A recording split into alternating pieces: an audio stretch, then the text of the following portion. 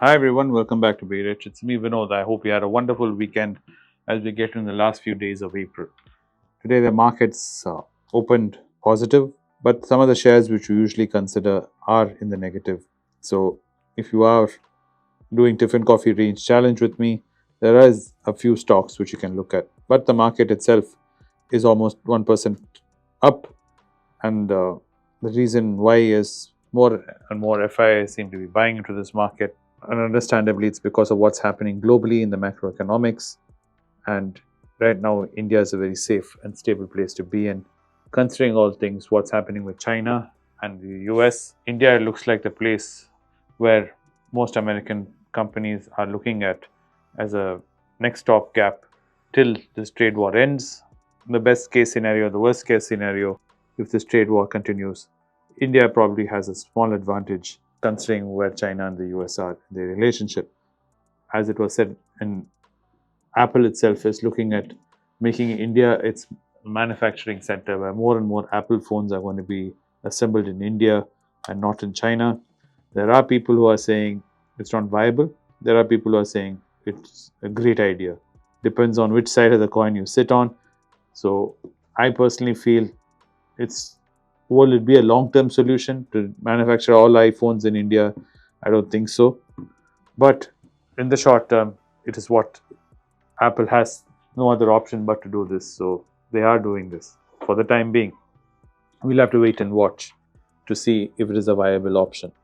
The stocks which are in great value buys for us, as always, have been in our list.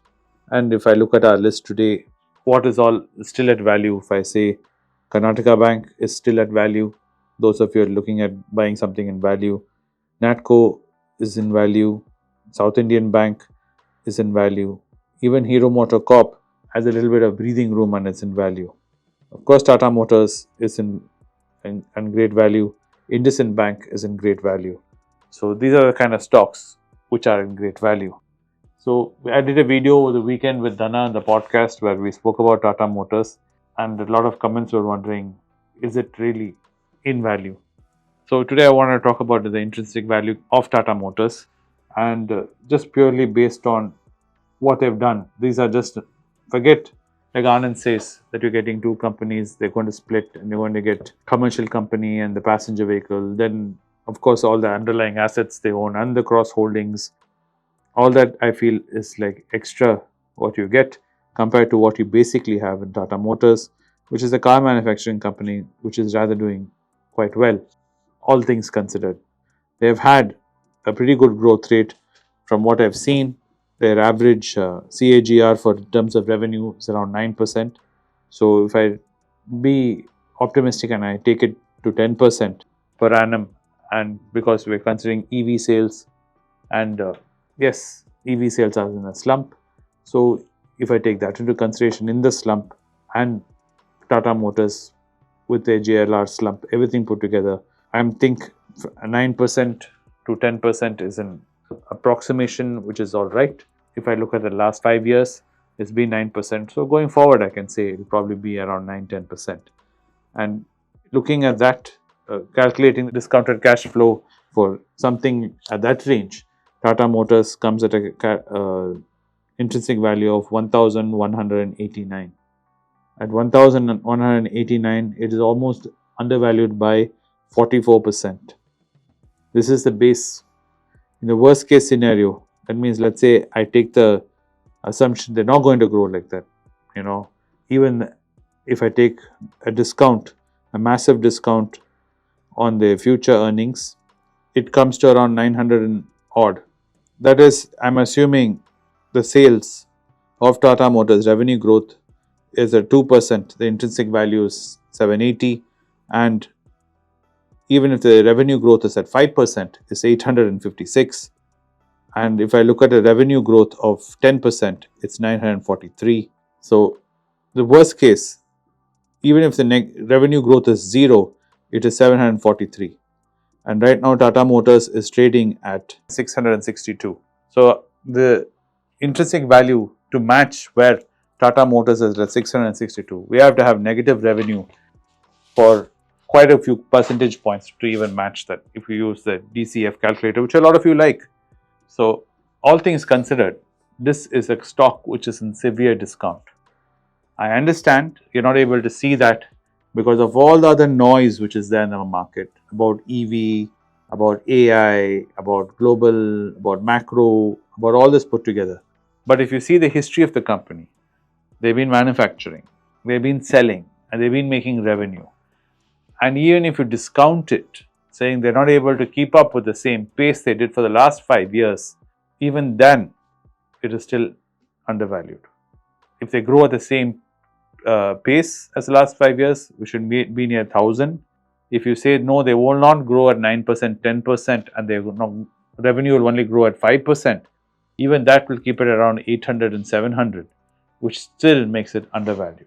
This is the way you should approach when you invest in a stock, is to understand fundamentally what is, the basic business they're into, what is the revenue which they're getting, what has been the history of this company, because we look at companies which are not new, we're looking at large cap companies which have a long history.